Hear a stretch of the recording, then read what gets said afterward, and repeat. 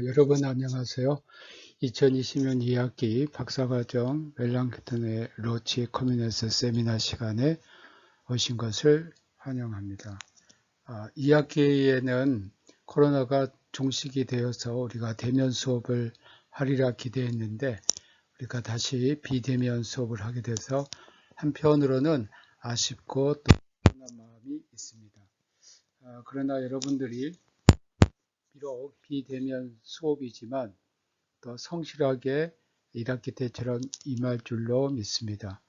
그리고 우리가 비대면 수업이기 때문에 보완할 점들이 참 많은데 우리가 이렇게 많은 수가 아니기 때문에 여러분들이 이 세미나를 들으면서 질문이 있거나 또는 이해가 잘 되지 않는 것들은 저에게 바로 전화를 하시거나 또는 이 클래스에 꼭 글을 남겨주시기 바랍니다. 이번 학기에는 여러분이 좀 생소한 사람이라고 할 수 있는 멜랑키톤에 관해서 배우는 것인데 특히 그의 가장 대표적인 저서인 로치 커뮤니스를 가지고 우리가 공부를 하도록 하겠습니다. 이 멜랑키톤은 4명의 중요한 개혁가에 속해 있습니다. 우리가 4명의 주요한 종교개혁가라고 하면 무엇보다도 루터, 그리고 멜랑키톤, 또 스위스 츠리히의 종교개혁가인 스빙글리, 그리고 개혁교회의 아주 대표적인 종교개혁자인 칼빈을 들 수 있습니다. 이렇게 4명의 중요한 종교개혁가에 속해 있으면서도 멜랑키톤은 잘 알려지지 않았고 또 생소한 느낌이 드는 인물입니다. 루터의 동력자라는 그 칭호가 멜랑키톤 항상 붙어 있어서 그의 명성과 신학은 언제나 루터에게 묻혀 있었습니다. 그러나 종교개혁자로서 그가 이룬 가장 위대한 업적이 있는데 우리에게는 별로 알려지지 않았습니다. 그것은 프로테스탄트의 최초의 교의학인, 교의학이라면 오늘날로 말하면 조직신학이라고 할 수 있는데 로치 커뮤니스 테올로기치를 1521년에 저술했습니다. 또 하나는 루터의 최초의 신앙 고백인 아우크스부르크 신앙 고백 컴페시오 아우스타나를 1530년에 작성을 했습니다. 이건 모두 멜랑키톤에게는 최초라는 별명이 붙어 있습니다. 그만큼 멜랑키톤은 종교개혁사에서 매우 중요한 위치를 차지하고 있습니다. 여러분들이 저와 직접 만나지 못하지만 이번에는 멜랑키톤의 가장 중요한 그 저서 가운데 하나인 신학 총론, 우리말로는 그렇게 번역되어 있습니다. 로치 커뮤니스를 꼭 읽어주시기 바랍니다. 마침 이순구 박사가 이 글을 아주 성실하게 잘 번역한 것이 나와 있습니다. 크리스찬 다이제스트에서 2006년에 출판한 신학 총론이 있는데 이 글은 원래 이 라틴어에서 번역된 것은 아니고 영어로 번역된 1555년, 1558년 판인 신학 총론 로치 커뮤니스를 영역으로 번역한 것인데 여러분들이 이 책을 꼭 읽어 주시기 바랍니다. 제가 여러분들에게 신학을 공부하면서 꼭 부탁하고 싶은 것, 그리고 교회사를 전공하신 분들에게 정말 부탁하고 싶은 것은 항상 2차 자료보다는 1차 자료에 충실해 달라는 겁니다. 그만큼 1차 자료는 우리에게 중요하고 또 이러한 1차 자료를 여러분들이 읽는 또 습관, 또 이것을 해석할 수 있는 습관을, 그러한 실력을 기르는 것이 박사과정인 학생으로 매우 중요하다고 생각합니다. 이 신학총론은 1521년에 나왔는데 계속 판을 거듭함으로써 내용들이 더 증보가 되었습니다. 또 재미있는 것은 루터가 1546년에 세상을 떠났는데 이제 루터가 죽은 이후에 이 로치의 내용들이 약간 수정이 되는데 그것은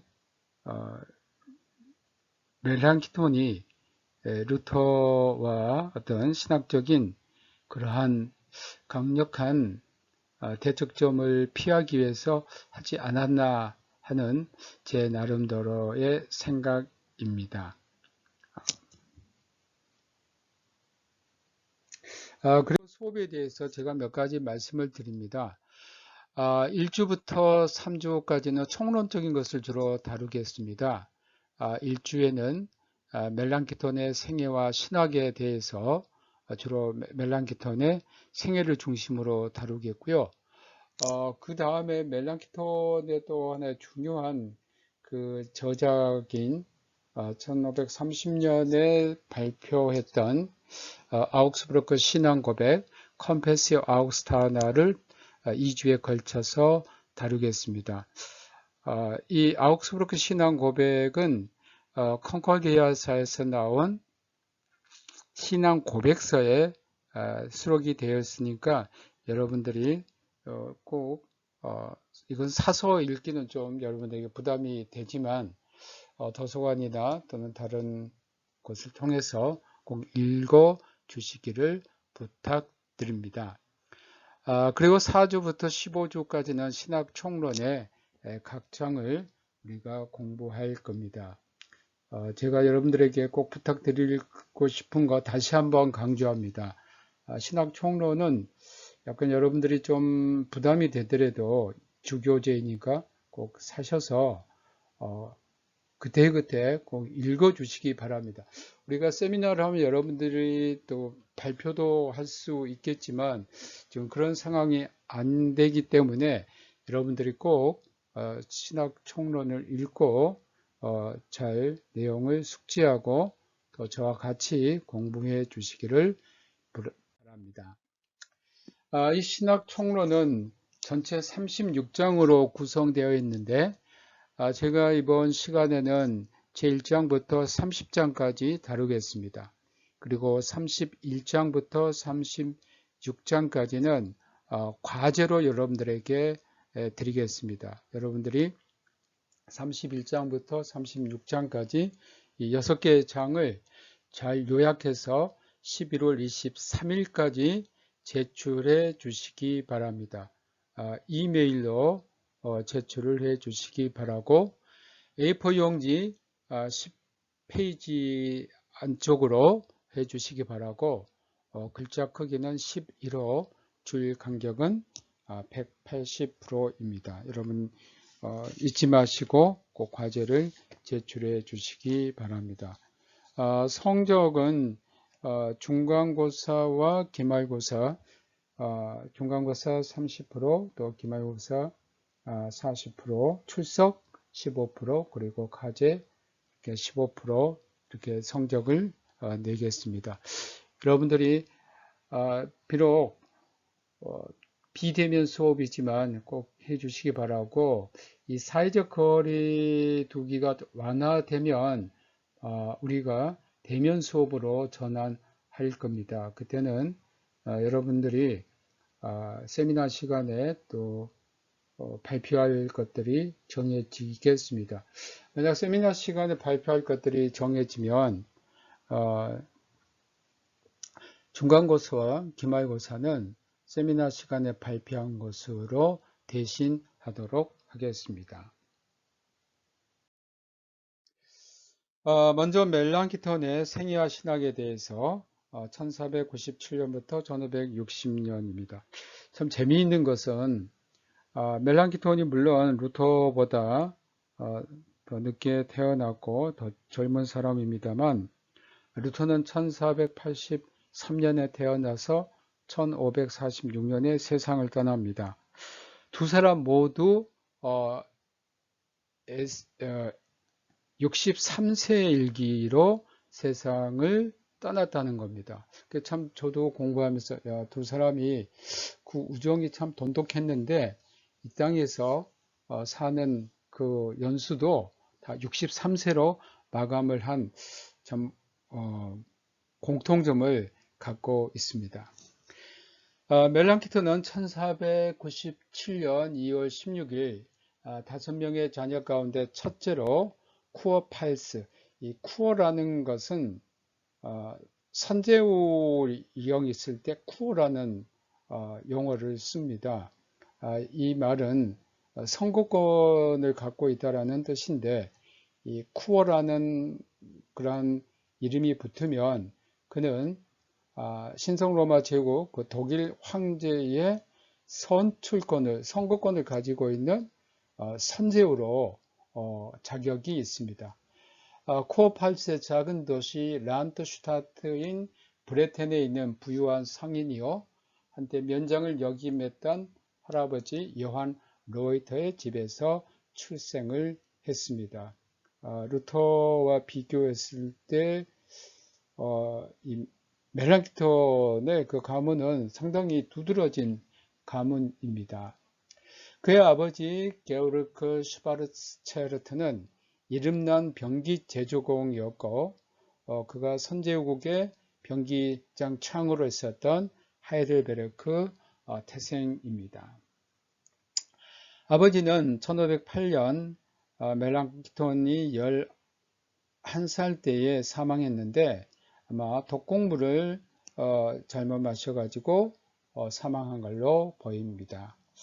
그의 어머니는 코어팔츠의 작은 지방도시 란슈타트인 브레텐 출신의 위원장의 딸이었습니다.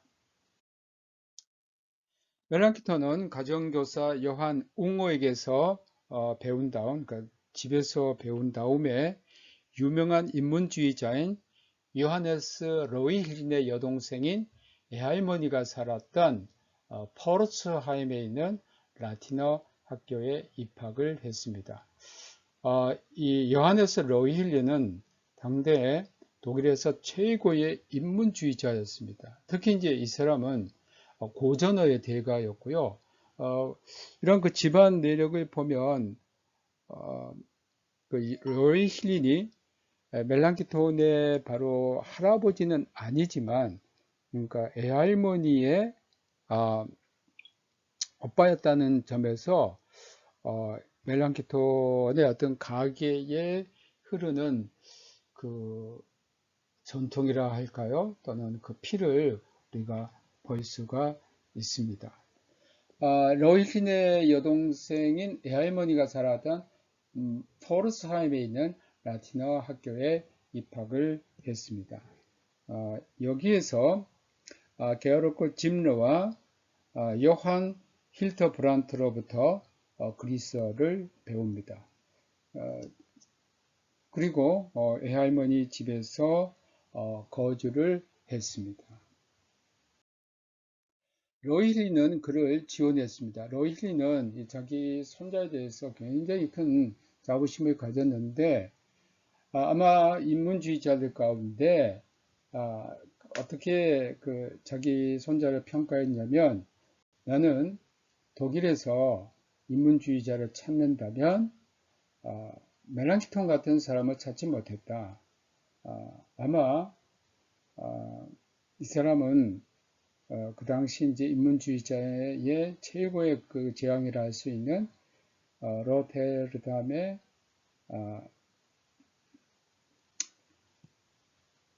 로테르담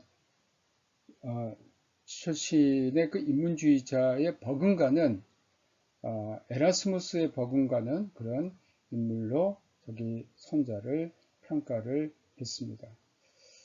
그리고 이 로이힐린이 1509년 3월 15일에 그에게 인문주의자의 이름이 멜랑키톤을 지어줬는데 멜랑키톤은 자기의 성 슈바르체르트의 그리스어 형태인 멜랑키톤을 인문주의 학자가 되기를 원한다는 표시로 받아들인 것 같습니다.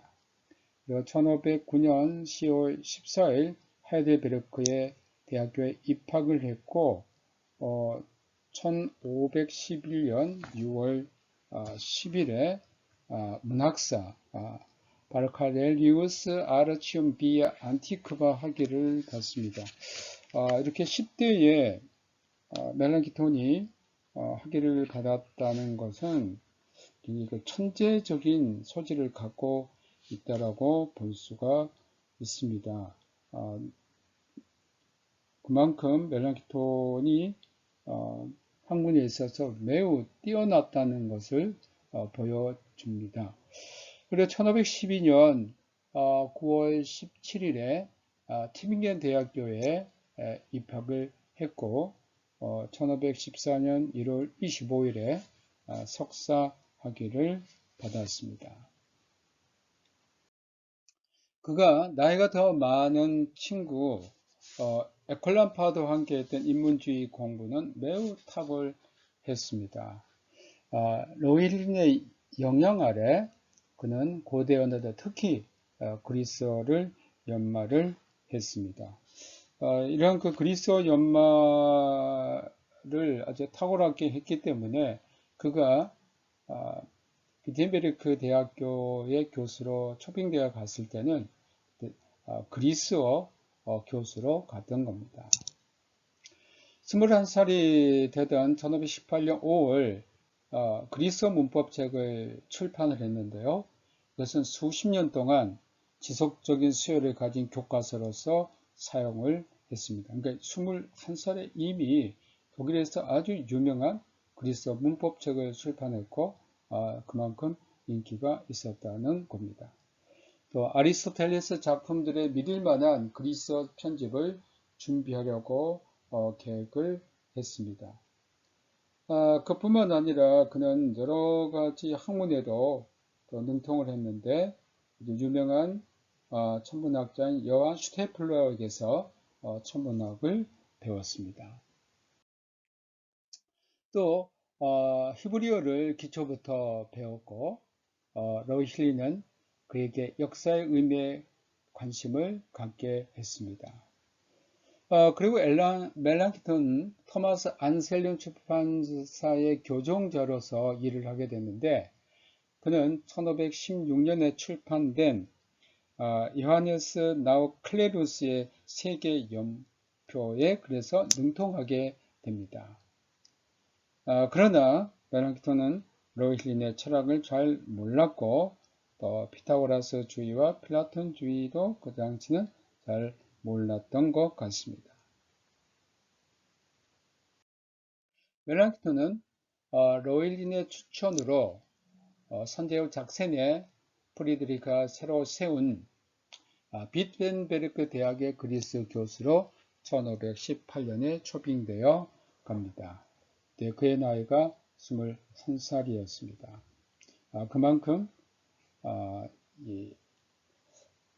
탁월했다는 것이고 또 로이실린이라는 적극적인 추천으로 작센 선제 프리드리히가 멜랑키톤을 교수로 받아주었습니다. 당시 비텐베르크 대학은 설립된 지 얼마 되지 않았습니다. 1502년에 설립이 된 아주 역사가 짧은 대학이었지만 마틴 루터 때문에 유명하게 됩니다. 마틴 루터는 비텐베르크 대학에 1513년부터 성서신학을 가르치게 됩니다. 루터는 사면부에 관한 95개 조항의 저자로 알려지기 전에 이미 성경신학의 토대 위에서 신학연구의 개혁에서 주도적인 역할로 이름을 이제 서서히 알게 되었습니다.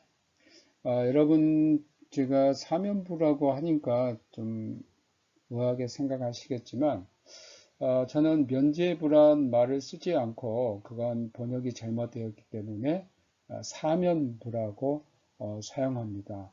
그것은 저의 논문 사면부에 관한 그 역사 것을 읽어보시면 잘 알겠고 일반적으로 면죄부라고 이렇게 번역이 됐는데 인들겐시아, 인돌전스라는 그 의미는 죄에서 면제함을 받는 것이 아니고 사람이 지은 그 죄에 대한 그 형벌 그리고 죄에서 면제함을 받는다는 것을 다 포함하기 때문에 거기에 대한 적당한 단어로 사면이라는 말을 사용합니다.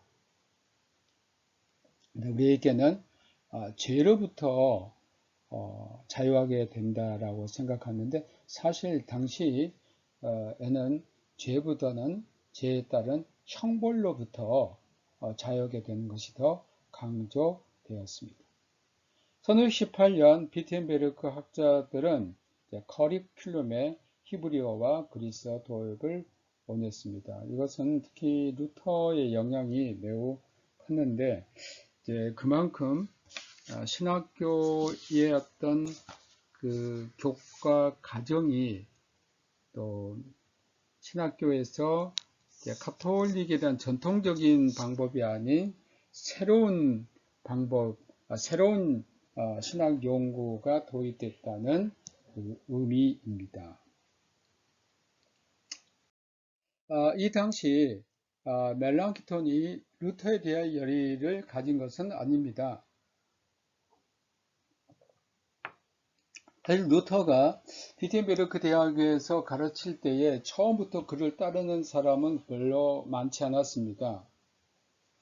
또 그의 신학을 이해하는 사람도 별로 없었지만 루터가 점점 신학에서 성서의 중요성을 이야기하고 아리스토텔레스에서 어거스틴 신학으로 그 전해를 자기 동료들에게 강조하고 설득했을 때에 비텐베르크 대학의 많은 학자들이 루터의 견해에 따르게 됩니다.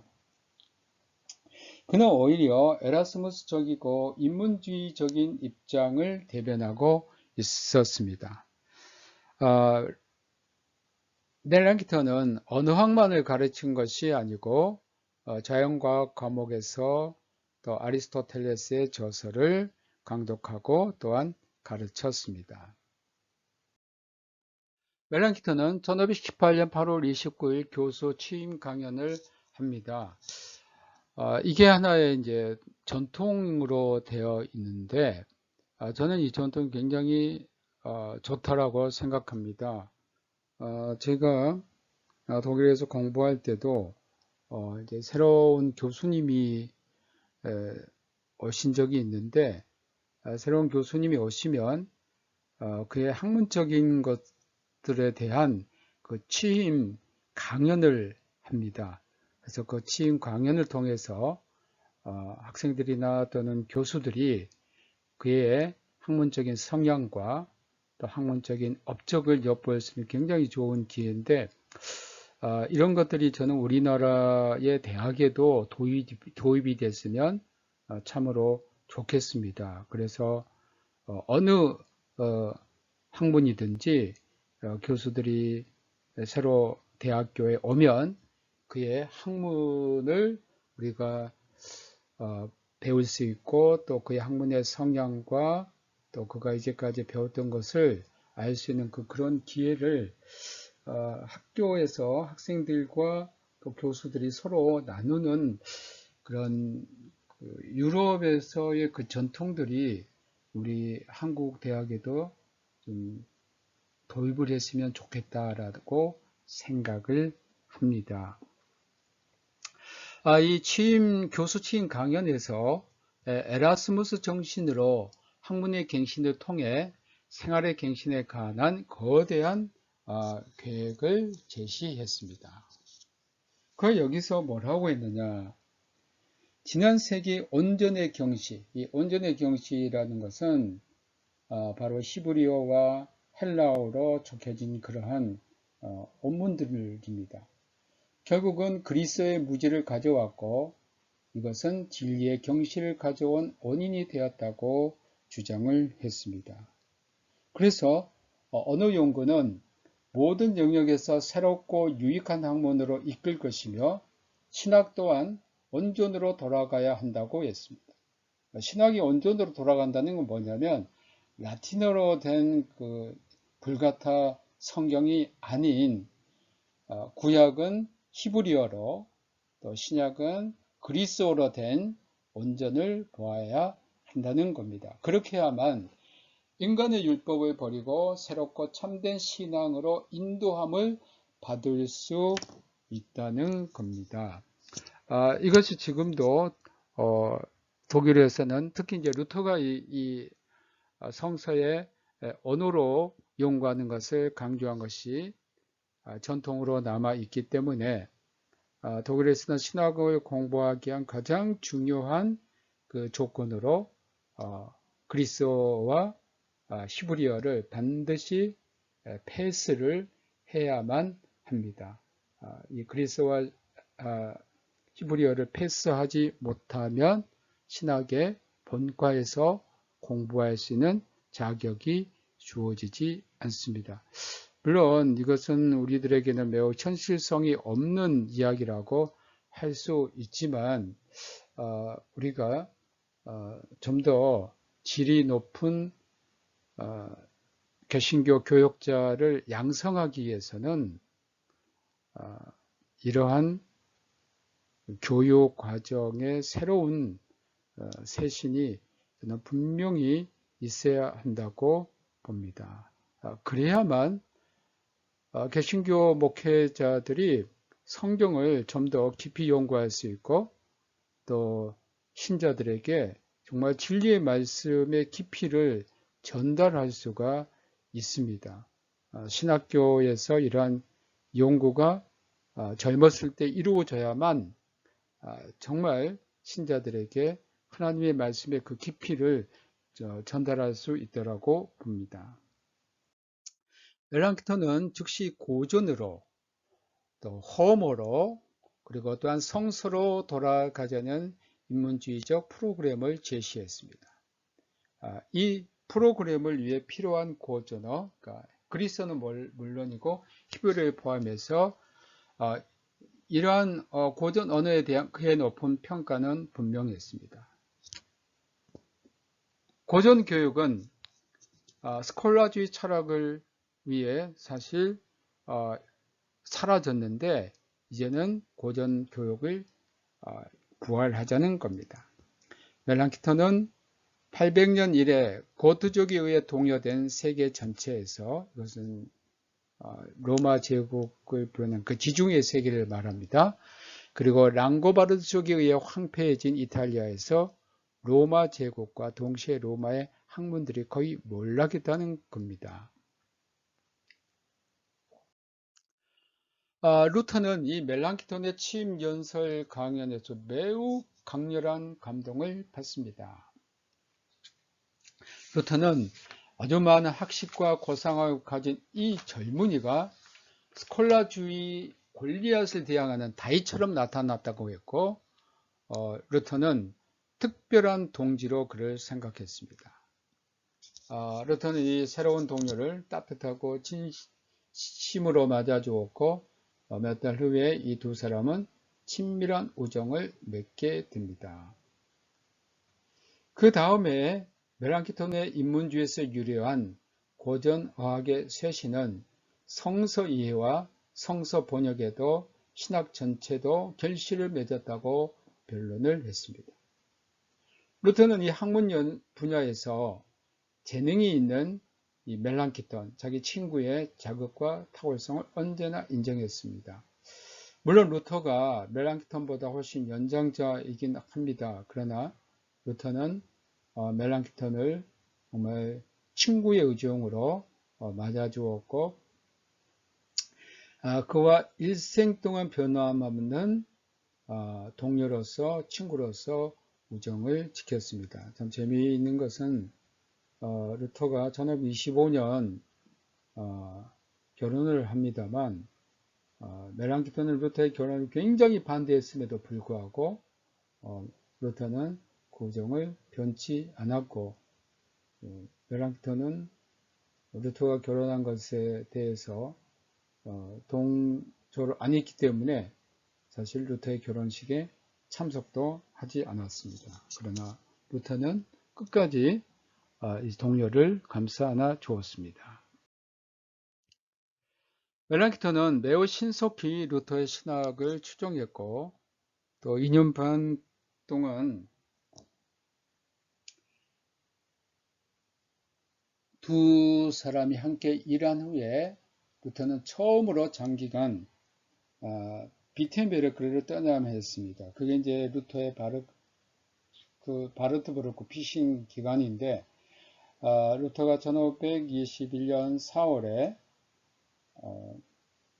보름스에서 황제 앞에서 자신의 그런 입장을 변호하고 결국은 황제로부터 독일 추방령이 내려지게 되고 루터는 선제 후 프리드리히의 그러한 보호 아래 바르트브루크라는 그러한 산성에 1521년 5월 4일부터 1522년 3월 1일까지 피신하게 됐습니다. 이 몇 개월은 멜랑키톤이 최초의 개신교 교리학을 집필할 뿐 아니라 루터가 바르트브루크에 머무는 동안 그의 지원 없이 인쇄 붙이기에 충분했던 겁니다. 그리고 사실 루터가 없는 이 기간 동안 멜랑키톤이 비텐베르크의 종교개혁을 주도했다라고 할 수 있습니다. 멜랑키톤 자신의 보고에 의하면 친밀한 친교를 위해 중요 단계는 그가 루터와 칼슈타트를 동반하여 참석한 라이프치히 토론입니다. 1519년부터 6월 27일부터 7월 16일까지 있었는데 실제 이 라이프치히 토론의 주 토론자는 가톨릭 측의 에크와 비텐베르크 대학의 칼슈타트였습니다. 그러나 이제 칼슈타트가 이 토론에서 밀리게 되니까 루터가 등장하게 되고 루터와 이제 에크가 주된 토론자로서 격렬한 논쟁을 벌이다가 루터가 에크의 그러한 토론, 에크의 그런 주장, 이것은 얀 후스에 대한 문제였는데 얀 후스와 공의 결의를 어떻게 생각하느냐에 대해서 루터는 그것은 잘못된 것이다라고 대답함으로써 에크는 바로 루터를 얀 후스와 같은 이단이라고 명명을 했고 그래서 토론이 끝나게 됩니다. 사실 이 토론은 외형적으로 보면 루터가 패배한 것이지만 실질적으로 이 토론에서 루터는 많은 지지자들, 특히 인문주의자들의 격렬한 지지를 얻게 됩니다. 1519년 7월 21일 그는 인문주의 친구이자 후일 바젤 종교개혁자 에클란 파트에게 서신을 보냅니다. 이 토론, 즉 라이프치히 토론은 옛 신학, 그 옛 신학이라는 것은 바로 토마스 아퀴나스의 중심한 그 신학, 또 스콜라의 그 신학, 즉 그리스도 신학과 새로운 신학, 즉 아리스토텔레스 신학이 얼마나 다른가를 분명히 보여주기 위한 것 외에 다른 목적 때문에 이루어진 것은 아니었다라고 했습니다. 그는 논쟁의 핵심, 즉 루터를 통해 시작된 새로운 운동의 핵심을 지적했습니다. 이 서신에 또한 무한한 우정의 선언이 발견됩니다. 그 결과는 종교개혁의 계속적 행보에 무한한 이득이 되었습니다. 멜랑키톤은 그와 교제를 통하여 나에게 친근한 마르티누스, 바로 루터입니다. 루터의 살아있는 영, 그의 학식, 그의 웅변술에 감탄한다. 나는 그의 솔직하고 순수한 그리스도교적 생각을 내적으로 사랑하지 않을 수 없다고 했습니다.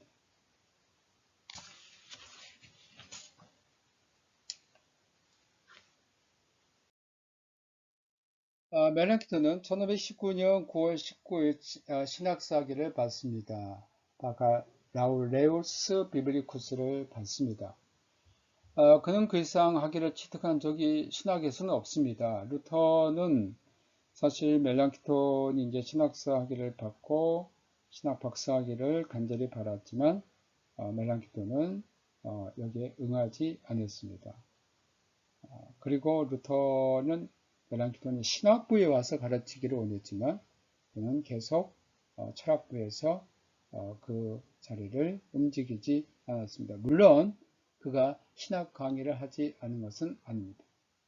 그의 토론 주제는 토론에 참여한 친구와 긴밀한 영적 친구를 보여줍니다. 그래서 알려진 그 신학사의 그 토론을 보면 그 6번째 항에는 율법은 우리에게 신이 미운 존재가 되게 만든다라고 했고, 또 9번째 항에서는 그리스도의 선행은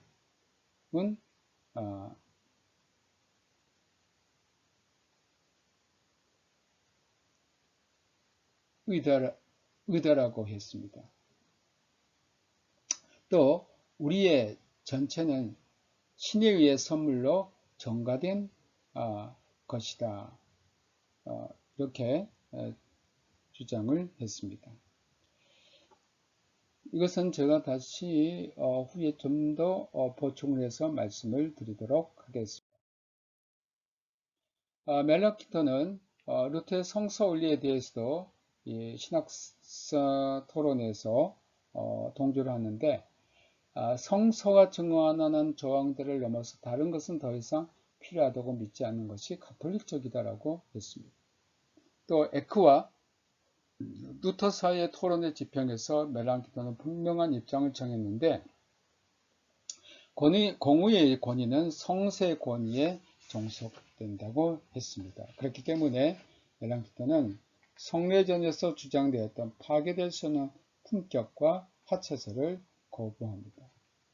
또한 획득된 믿음을 거부했고 이것은 후일 스콜라주의 이론에 의하면 인간의 자연적 능력을 통해 획득될 수 있는 것이었습니다.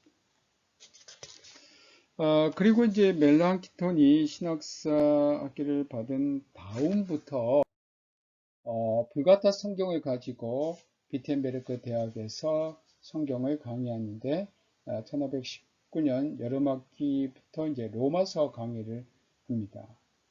그는 루터가 보름스에서 바르트부르크에 머물러 있는 동안 멜랑키톤이 성경을 강의했고 이 강의 외에도 로마서와 갈라디아서의 그리스어 원문을 해설을 했습니다. 루터가 부재중 그리고 1525년 이후 시찰 기간 동안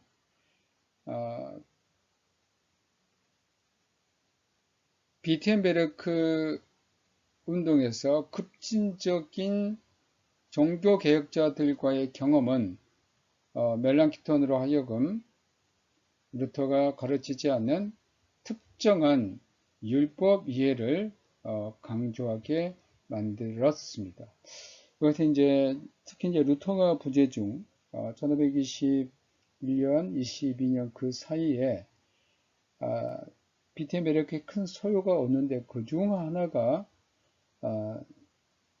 그 성령의 직통 계시를 주장했던 그러한 사람들이 비텐베르크에 큰 소요를 일으키게 됩니다. 이제 이런 것들을 통해서 어떤 그 특정한 율법 이해를 강조하게 만들었습니다. 멜랑키토는 1525년 자유의식 문제에 있어서 루터와 에라스무스의 결별을 완전히 공감하지는 못했습니다. 사실 이제 루터와 에라스무스가 1525년 그 자유의식 논쟁에 있어서 이제 결별하게 되는데 그 전에는 두 사람이 서로 협력 관계에 있었습니다. 그런데 1525년의 자유의식 논쟁은 두 사람을 완전히 갈라놓게 되는데 그것은 바로 인간이 자신의 의지로 하나님의 구원에 협력할 수 있는가 협력할 수 없는가는 그러한 것을 결정하는 겁니다. 에라스무스는 자유의지를 주장하면서 그 자유의지는 뭐냐면 인간 스스로 내가 하나님의 구원에 참여할 수도 있고 안 할 수도 있다는 그 의지의 자유의 그 힘을 주장한 반면 루터는 그것을 전적으로 부인합니다. 우리 인간은 타락 이후에는 어떤 자유의지도 있을 수 없다. 이것은 다 상실되었고 인간에게는 오직 종의 의지만 있을 수 있다라고 주장함으로써 이 두 사람이 완전히 결별이 됩니다. 그러나 이 모든 것은 루터와 멜랑키톤의 우정을 외적으로는 심각하게 위협하지는 않았습니다. 다음에 멜랑키톤이 다루는 것은 중세기의 가장 중요한 교의학을 썼던 페트루스 롬바르도스를 다루는 것이었습니다. 멜랑키톤은 스콜라 신학의 사변에 대해서 유명한 말로 공격을 했습니다. 우리는 신성의 비밀들을 연구하는 것보다는 숭배해야 된다. 미스테리아 디비니타치아 렉치우스 아도라베리무스 크반 베스티가베리무스라는 아주 유명한 말로 스콜라 신학의 사변에 대해서 공격을 했습니다. 23살 때 저는 1521년에 멜랑키톤은 로치 코미네스 레름 테올로기카름 소이 디포세스 테올로기를 저술을 했습니다. 이것을 이제 우리말로 신학 총론으로 이렇게 번역을 했습니다. 이 로치는 초기 종교개혁 신학의 순수한 표현으로 스콜라주의의 세미 펠라기우스적인 권론을 거부를 했습니다. 이 로치가 이제 루터교에서 매우 중요한 용어로 등장하는데 17세기 이제 루터교 정통주의가 시작하면서 루터교 정통주의 신학자들은 그들의 교의학을 쓰면서 모든 그 교의학 책에 로치 테올로기치라는 멜랑키톤이 썼던 용어를 사용하게 됩니다. 예를 들면 대표적인 루터교 정통주의 신학자인 요한 게하르트를 중심으로 해서 거의 모든 루터교 정통주의 신학자들은 그들의 루터교 신학 그 교의학을 쓰는데 그 제목을 항상 로치 코미네스 테올로기치를 항상 사용했다는 데서 멜랑키톤은 루터교 신학의 원조다라고 말할 수 있겠습니다. 1520년 11월 26일 카타리나 크랍과 결혼을 했고 멜랑키톤은 젊은 학생들을 자기 집에 살게 했고 또 그들의 공부를 직접 감독을 했습니다. 그는 자기 동료들에게 그렇게 하도록 자극을 주었습니다. 각 학생은 자기 교육을 감독할 지도교수를 두게 되었고 이러한 멜랑키톤의 행위는 많은 사람들에게 칭찬을 받았습니다. 또 그는 학교 교칙 개혁에 중요한 그러한 역할도 했는데 1523년 3월 학교 교칙 개혁의 중요한 단계에 도달을 했습니다. 멜랑키톤 특히 인문주의에 큰 기여를 했고 또 루터에 대해서 끊임없는 지지를 했습니다. 멜랑키톤이 이렇게 루터를 지지하니까 그 할아버지가 되는 로일린이 멜랑키톤에 대해서 매우 염려를 했습니다. 왜냐하면 지금 가톨릭 교회로부터 비판을 받고 있는 아주 위험한 인물인 루터를 자기 손자가 지금 열렬히 추종한다는 거예요. 그래서 어떻게 해서든지 루터로부터 떼어놓으려고 멜랑키톤을 비텐베르크 대학에서 바로 떠나게 하려고 했지만 멜랑키톤이 이를 거절을 했습니다. 그래서 로일린이 매우 실망을 했고 멜랑키톤은 루터에 대한 그 지지를 결코 변치 않았습니다. 그 루터의 그 멜랑키톤에 대한 평가를 보면 루터 또한 멜랑키톤을 매우 높게 평가했습니다. 하나님께서 멜랑키톤을 자신을 위한 특별한 도구가 되도록 선택했다라고 했습니다. 그래 멜랑키톤은 루터의 일종의 동료 투사였고 또 멜랑키톤이 가톨릭 신학자에 대한 익명의 반박문도 썼습니다. 본인의 이름 직접 하지 않고 가톨릭 신학자들이 루터를 반박하면 멜랑키톤은 이제 익명으로 거기에 대한 반박문을 썼습니다. 예를 들면 1521년 4월 파리 소르본 대학교가 루터의 진술에 대해서 104가지 조목으로 정죄를 했을 때 멜랑키톤은 다시 종교개혁을 옹호하는 글을 발표했습니다. 그 글 제목은 파리의 머리가 텅 빈 신학자들의 광포한 칙령을 논박함, 루터에 대한 필립 멜랑키톤의 변명. 여기는 자신의 이름을 직접 거론을 했습니다. 조금 전에 제가 말씀드렸던 그 성서학 학사학입니다. 죄송합니다. 학사학의 취득을 했을 때 그 논쟁을 보면 명제 16번째를 보면요. 성서에 입증되지 않은 신앙의 조항들은 무효이다. 가톨리쿰 프레터 아르티클로스 코론 테스티스 에스터 스크립투라 non est nescese alios crede라고 주장을 했고 교회의 권위는 성서 아래 위치한다. 이것은 명제 17번째입니다. Conciliorum auctoritas est infra scripturae auctoritatem이라고 주장을 했고요. 또 가톨릭의 성례전 특히 화채설을 의심하는 것은 이단이 아니라는 것. 명제 18번째에 나오는 겁니다. Ergo citra heresis crimen est non credere caracterem transubstantiationem et similar라고 주장을 했습니다. 그리고 좀 아까 전에 말씀드렸던 그 멜랑키톤의 신학 그 강의를 좀 보충한다면 1519년 여름학기 로마서 강의를 시작으로 20년부터 21년에는 로마서 강의를 반복했고 바로 이 강의에서 신학에 대한 그의 기본 개념인 로치 코뮤네스가 나왔습니다.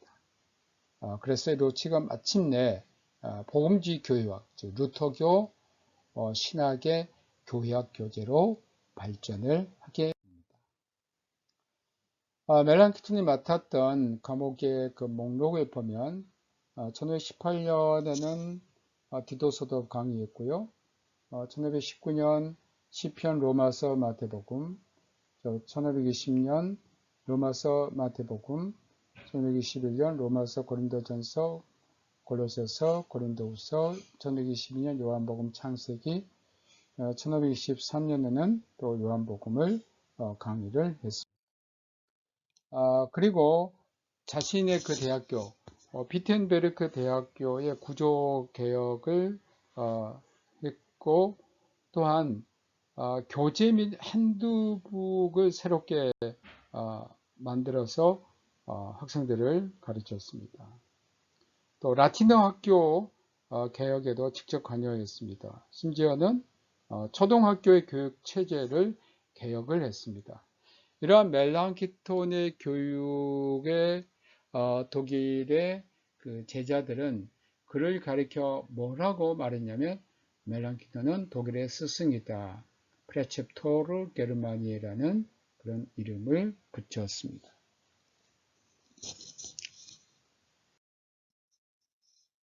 또한 1528년은 작센 선제우령에서 교구 목사들에 대한 순찰자들을 위한 교훈을 썼는데 이것은 새로운 교회 구조를 조직적으로 재건하는 기초를 제공한 것입니다. 이것은 이제 루터가 종교 개혁을 했을 때 많은 가톨릭 교회들이 이제 루터파 복음 교회를 이제 전향을 하게 됩니다. 그래서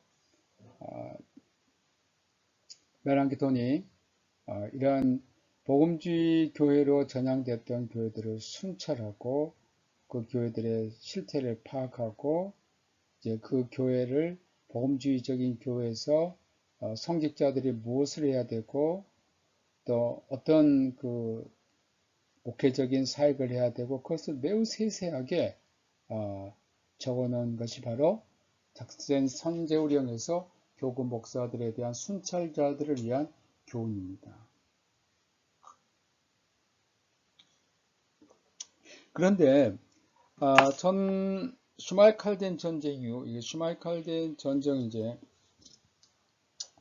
1546년에 루터가 세상을 떠나게 되고요. 그리고 난 다음에 황제 칼 5세가 전쟁을 일으키는데 멜랑키톤의 그 입장이 매우 나약한 걸로 드러납니다. 왜냐하면 이제 루터파가 전쟁에서 패배를 하게 되므로 선제후가 루터파에게 궁극적으로는 가톨릭으로 돌아가는 하나의 그 과도기를 루터교에 요청하게 되고 아우크스부르크 인테림이라는 것을 강요했을 때 멜랑키톤은 여기에 강력하게 대항하지 못하고 매우 나약한 그리고 그러한 황제의 가톨릭의 입장을 받아들이게 됨으로써 루터 교도들로부터 비난을 받게 됩니다. 이런 점에서는 멜랑키톤의 어떤 면에서는 그 나약한 모습을 우리가 볼 수가 있습니다.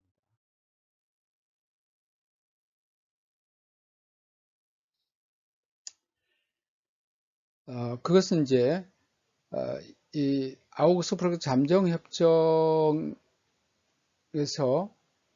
결국은 황제는 독일의 교회, 루터 교회들, 복음주의 교회를 가톨릭 교회로 복귀시키려는 어떤 가도기적인 정책을 제시했습니다만 그것은 실패를 하고 작센의 모리츠에서 귀족들의 혁명이 일어나게 됩니다. 결국 이러한 혁명으로 황제가 여기에 포기를 하게 되고 1555년에 아우크스부르크 종교 평화가 가톨릭과 루터파 사이에 이루어지게 됩니다. 그래서 루터교가 다시 슈마이칼덴 전쟁 이전의 상태로 회복을 하게 되고 루터교와 가톨릭이 독일 제국에서 법적인 종교로 그러니까 이 아우크스부르크 종교 평화는 루터 교회에게 매우 큰 의미를 갖고 있습니다. 그것은 루터 교회가 이제 독일에서는 완전한 신앙의 자유를 획득한 것이고 또 제국의 종교로서 위치를 확고히 갖게 된 겁니다. 또 우리가 멜랑키톤의 어떤 그 나약함 또는 그 어떻게 보면 루터를 대신해야 할 그러한 루터가 1546년 세상을 떠났기 때문에 이제 독일 루터교회 복음교회를 이끌어 나갈 그런 지도자로서 여러 가지 난관에 처하게 되는데 거기에서 멜랑키톤이 그 루터가 했던 그런 지도력을 발휘하지 못한 것들이 나오게 됩니다. 그리고 루터 교환에서 여러 가지 교리적인 논쟁이 일어나게 됩니다. 예를 들면 의인의 교리, 우선 오지안더 및 메를린과 멜랑키톤 사이의 논쟁이었습니다. 이것은 믿음으로만 우리가 의롭다함을 구원을 받는다가 아니고 행위가 있어야 된다는 그러한 오지안더와 메를린의 주장과 멜랑키톤 사이의 논쟁입니다. 또 공로 문제가 있습니다. 주로 멜랑키톤의 학생들인 마이르 및 메니우스가 한 편이 되고 다른 편인 플라키우스와 암스터르프가 한 편이 되어 벌어진 논쟁입니다. 또 예정과 자유의지의 논쟁, 구원에 있어서 인간의 협력의 문제, 이런 그 논쟁에 휘말리게 되고 죄의 만찬에 대한 해석과 이해에 관한 것들, 또 루터 이러한 논쟁에서 멜랑키톤이 그러한 역할을 잘 감당하지 못합니다. 여기에서 멜랑키톤의 분명한 그 한계를 우리가 볼 수가 있었습니다. 왜냐하면 루터의 그 인생을 삶의 궤적을 보면 투쟁에서 강력한 그 신앙의 확신에서 오는 그러한 종교 개혁의 그 지도자로서 그런 것들이 있었지만 멜랑키톤은 그게 좀 부족했던 것 같습니다. 오지안더와 멜랑키톤 사이 그 의인의 교리 논쟁은 제가 좀 수정해서 말씀드리겠습니다. 그 죄인이 의롭게 되는 것은 오지안더는 인간 내면에 그리스도께서 거주하는 것으로 가르쳤습니다. 이것은 매우 신비주의적인 그런 입장이었는데 여기에 대해서 멜랑키톤은 그게 아니고 법정의 칭의론을 강조했습니다. 이것으로 여러분들이 다시 제가 수정해서 말씀을 드리겠습니다. 이러한 그 루터교 내에서 교리적인 논쟁에서 실제로 루터교를 재통합시키고자 했던 것은 신학자들이 아니고 루터교의 군주들이 주도권을 취합니다. 그래서 최종적인 결과로 1577년에 일치신조가 나오게 되고 1580년에 일치서가 등장하게 됩니다. 1560년 4월 19일 멜랑키톤이 세상을 떠나게 됩니다. 그는 자신의 삶을 요약한 글을 남겼습니다. 그대는 죄로부터 구원될 것이고 염려로부터 그리고 신학자들의 분노로부터 자유롭게 될 것이다. 근데 사실 자신의 무엇보다도 죄로부터 구원될 것이고 또 신학자들의 분노라는 것은 특히 이제 루터교 그 정통주의자들, 특히 정통 루터파인 그네지오 루터라노로부터 멜랑키톤 많은 비판을 받았는데 그것으로부터 자유롭게 될 것이다 라고 했습니다. 그대는 빛에 이르게 될 것이다. 그대는 하나님과 그의 아들을 배울 것이요. 그대가 이 생애에서 깨달을 수 없었던 놀라운 신비를 이해할 것이다. 우리가 현재의 모습대로 만들어졌고 다르게는 만들어지지 않은 신비를 그리스도 안에서 두 본성의 연합이 어떤 것이었는가 하는 신비를 깨닫게 될 것이다 라고 했습니다. 그리고 그가 마지막 남긴 말은 하늘나라 외에는 아무것도 그러니 내게 더 이상 묻지 말기를 하는 말로 세상을 떠났습니다.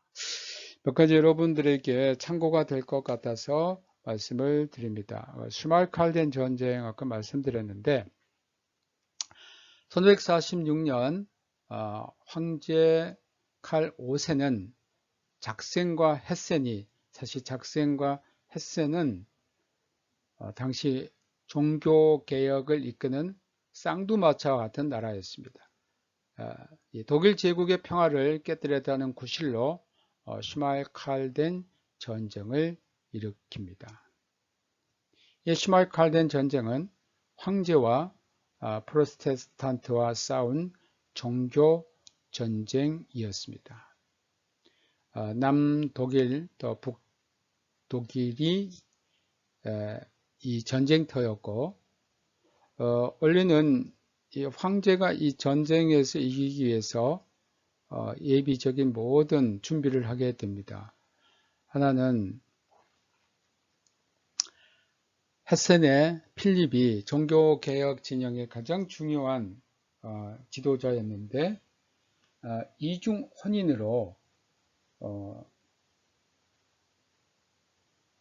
제후의 자리를 잃게 될 상황에서 황제 칼 5세는 그것을 눈 감아주는 대신 슈말칼덴 동맹에서 아주 다른 사람들 모르게 탈퇴를 시킵니다.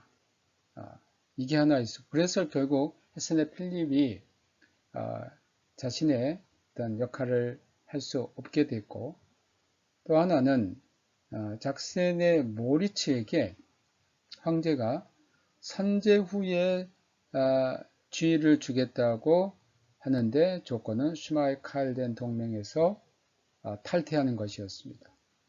그래서 슈말칼덴 동맹의 이러한 주요 지도자들을 와해시킨 다음에 전쟁을 일으켰고 결국 작센 선제 후에 요한 프리드리히가 로하우 하이데 위의 뮬베르크 전투에서 1947년 4월 24일 참패하게 되고 또 1947년 5월 19일 비텐베르크가 항복을 합니다. 그리고 결국 요한 프리드리히의 선제 후의 주기가 작센의 모리츠에게 옮겨졌고 요한 프리드리히는 황제의 포로로 잡히게 됐습니다. 결국 이 전쟁에서 루터파는 참패를 당하게 되고 매우